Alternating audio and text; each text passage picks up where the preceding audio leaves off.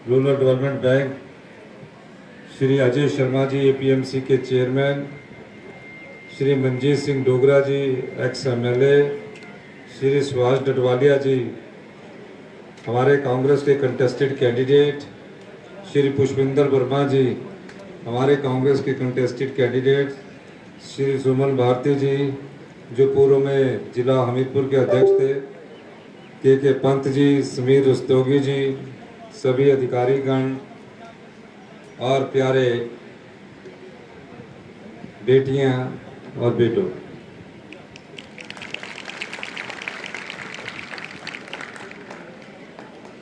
जब हमारी सरकार बनी तो हमने वन विभाग की एक औपचारिक बैठक ली। औपचारिक बैठक लेने के बाद जब हमें पता लगा कि वन विभाग में जितनी भी बीट है वहाँ आज तक कभी भी फॉरेस्ट गार्ड की नियुक्तियां नहीं हुई है और एक फॉरेस्ट गार्ड को कई बीट्स में जाना पड़ता है और इस प्रकार जब कहीं आग लग जाती है या कहीं कटान होता है या कहीं जंगली जानवर को मार दिया जाता है तो वो पूरे क्षेत्र की रखवाली कैसे करेगा। इस दिशा में हमने सोचना शुरू किया। हमारे दिमाग में एक विचार आया कि जिस क्षेत्र की बीट होगी उस क्षेत्र के युवा साथी को एक रोजगार भी मिलेगा और वन का संरक्षण करने का एक मौका भी मिलेगा और पर्यावरण के प्रति उसकी जागृति जो होगी उसमें अधिक रुचि दिखेगी। इस दृष्टिकोण से 2 वर्ष पहले वन मित्र का शुरुआत की गई और वन मित्र की शुरुआत में मुझे आज माननीय सभी अधिकारियों को धन्यवाद करना है कि एक सोच जिसको आपने धरातल में लाकर सफलता की प्राप्त की है, इसके लिए आप सभी बधाई के पात्र हैं। मैं पिछले दिनों पंत साहब से चर्चा कर रहा था तो पंत साहब ने कहा कि तकरीबन 55 से 56% वन मित्र में मेरिट के आधार पर बेटियां आगे आई। तो मैंने उनसे पूछा जो युवा हमारे बेटे हैं वो क्यों थोड़े पीछे रह गए, क्योंकि जो भी हमने आपकी नियुक्ति की है, जिस प्रकार भी आपकी नियुक्ति की है वो मेरिट के आधार पर की है और मेरिट में जिस प्रकार बेटियों ने आगे नंबर प्राप्त किया, मैं सभी बेटियों को बहुत बहुत शुभकामनाएं देता हूं। कोई भी समाज तब तक तरक्की नहीं कर सकता जहां समानता का अधिकार ना हो। आपने देखा होगा कि लाहौल स्पीति हिंदुस्तान का पहला ऐसा जिला बना जहां फैसला लेने की ताकत महिलाओं को दी गई। डीसी से लेकर एसपी, डीएसपी, एसडीएम सब प्रकार के जो वहाँ अधिकारी है वो महिलाएं हैं। उस जिले में, उस ट्राइबल क्षेत्र में जहाँ ट्राइबल नियमों के अनुसार महिलाओं के अधिकार में थोड़ी कमी है, उस जिला में हमने सभी शक्तियां शासन की, प्रशासन की महिलाओं के हाथ में दी। यहाँ मुझे बेटियां जब परेड कर रही थी, मैं उनसे मिल रहा था, मुझे बड़ी खुशी हो रही थी कि जिस आत्मविश्वास के साथ आपने ये रोजगार पाया है, ये रोजगार कोई छोटा नहीं है। आप मेहनत करिए, आने वाले समय में किस प्रकार और किस नीति के साथ हमने आगे बढ़ना है विचार विमर्श के बाद उस पर आगे बढ़ा जाएगा। और आपको मैं ये भी कहना चाहता हूँ, अभी पुलिस की भर्ती हुई, पुलिस की भर्ती में महिलाओं को केवल 20 या 25% आरक्षण मिलता था। हमने उसको बढ़ाकर 30% कर दिया है। आज का दिन हम सभी के लिए अत्यंत गर्व और उत्साह का दिन है। आप लोगों से संवाद करके मुझे बहुत प्रसन्नता हो रही है। हिमाचल प्रदेश को देवभूमि के नाम से जाना जाता है। हमारी यह पवित्र भूमि न केवल संस्कृति और आस्था का केंद्र है, बल्कि प्रकृति ने इसे अनेक उपहार दिए हैं। यहाँ की जैव विविधता सभी के लिए वरदान है। प्रदेश की वन संपदा, पर्यावरण संरक्षण के साथ साथ हमारी अर्थव्यवस्था और पर्यटन के क्षेत्र में भी अभूतपूर्व योगदान दे रही है। वन प्रत्यक्ष और अप्रत्यक्ष रूप में हमारी अनेक आवश्यकताओं को पूरा करते हैं। वनों के इस महत्व को देखते हुए हमारी सरकार ने सत्ता की बागडोर संभालते ही हिमाचल प्रदेश को ग्रीन राज्य बनाने की दिशा में काम करना शुरू किया है। इस दिशा में वन विभाग द्वारा अनेक योजनाएं सफलतापूर्वक लागू की जा रही है। प्रदेश सरकार की वन मित्र योजना इन्हीं सफल योजनाओं में से एक है। मुझे यह जानकर प्रसन्नता हो रही है कि जिस सोच के साथ वन मित्र योजना आरंभ की गई वो सफल रही। युवाओं को रोजगार देना और आम लोगों तक वन विभाग की योजनाओं का लाभ पहुंचाना और वन संरक्षण के प्रति लोगों को प्रेरित करना ही वन मित्र योजना का मुख्य उद्देश्य है। वन मित्र नाम अपने आप में एक गहरा संदेश समेटे हुए हैं।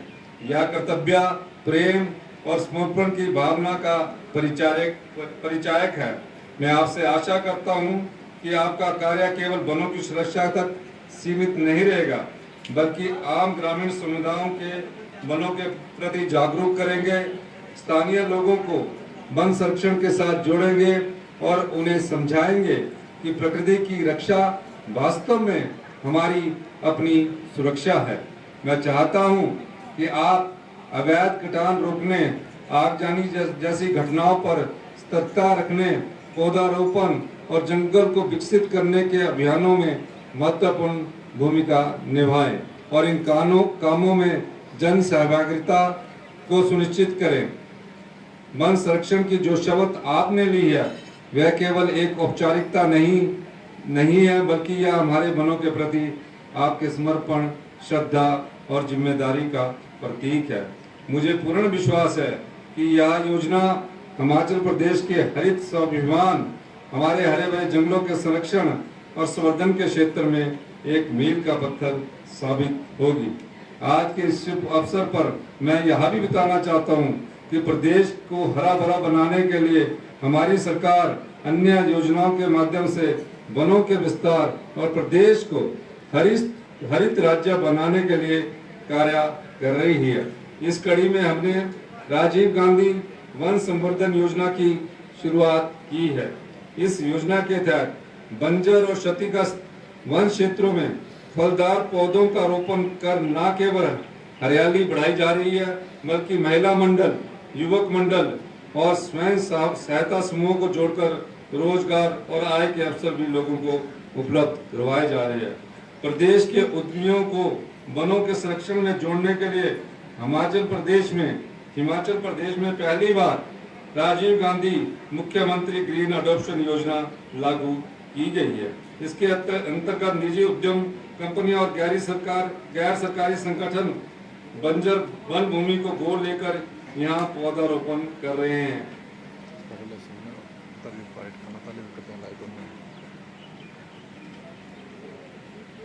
मैं अपने प्यारे युवा साथियों से ये कहना चाहता हूँ कि आप लोग ही सच्चे वन संरक्षक होंगे। आपके मन में एक भावना वनों के प्रति उजागर होनी चाहिए। और आज की इस पासिंग आउट परेड पर मैं सभी जो युवा साथी थे उनको भी मुबारकबाद देना चाहता हूँ कि आज से आप वनों के संरक्षण में महत्वपूर्ण भूमिका निभाएंगे। आप जानते हैं कि राजीव गांधी वन संवर्धन योजना का इस साल से हम शुभारंभ करने जा रहे हैं और अभी जो हमने समझौता ज्ञापन पर महिला मंडलों से और जो CSR के तहत कार्य होने उनसे समझौते जो किए हैं उसके तहत सब कुछ का कार्य महिला मंडल करेंगे। महिला मंडल को 2 हेक्टेयर में पौधा लगाने के लिए 2,50,000 रुपए के करीब 1 हेक्टेयर में 1,30,000 1 हेक्टेयर में 1,20,000 और 2 हेक्टेयर में 2,40,000 पहले वर्ष पौधा लगाने के लिए दिए जाएंगे, जो फलदार पौधे, और दूसरे जो वहाँ की जलवायु के अनुसार उन पौधों को लगाने के लिए दिया जाएगा। फिर उन पौधों में जो सर्वाइवल होगा उसके भी उनको पैसे दिए जाएंगे। फिर उसके संरक्षण के लिए फिर और पैसे दिए जाएंगे ताकि महिला मंडलों को घर द्वार ही रोजगार मिले और उन सब का संरक्षण आपके दिशा निर्देश अनुसार किया जाएगा कि आप उनको बताएंगे कि कहाँ पौधे को सुरक्षित करना है, कैसे पौधारोपण करना है। इस दृष्टि से भी वन मित्र का कार्य बहुत अधिक बढ़ गया है। अंत में इन्हीं शब्दों के साथ आप निश्चिंत रहिए। कहते हैं ना, कहावत है कि सरकार में एक बार पैर फंस जाए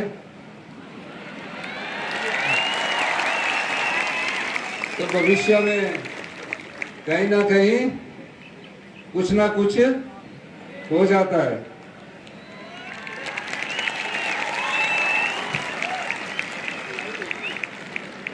अगर आप ईमानदारी से, पारदर्शिता से अपना कार्य करेंगे, और मैं ये भी चाहूंगा अभी और पुलिस की भर्ती हमारी निकलने वाली है, उसमें भी आप भाग लीजिए।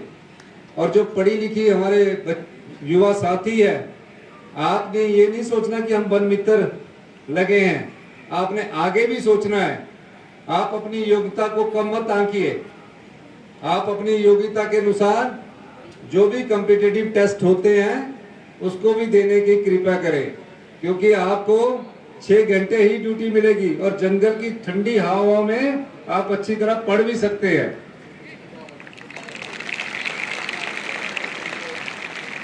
तो सभी वन मित्र जो हमारे दूर दराज के क्षेत्रों से आए हैं, इस आशा के साथ कि आज हमारी सभी बीट्स जो है आज से आपके हाथों में चली जाएगी और आप सभी बीट्स का ख्याल रखेंगे।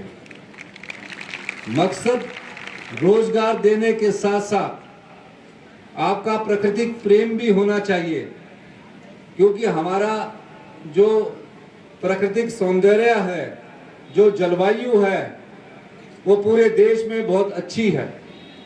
आने वाले समय में हम हिमाचल प्रदेश को 31 मार्च 2026 या थोड़ा सा उससे आगे जाकर हिंदुस्तान की पहली ग्रीन स्टेट बनाने की दिशा में कार्य कर रहे हैं।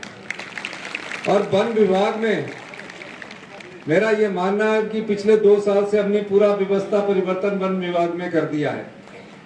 वन विभाग से हमने जो कंस्ट्रक्शन के काम करने के लिए जो अधिकारी और कर्मचारी रखे जाते थे, उस विभाग को हमने बंद कर दिया है कि सिविल जेई की जरूरत नहीं है, सिविल के एसडीओ की जरूरत नहीं है।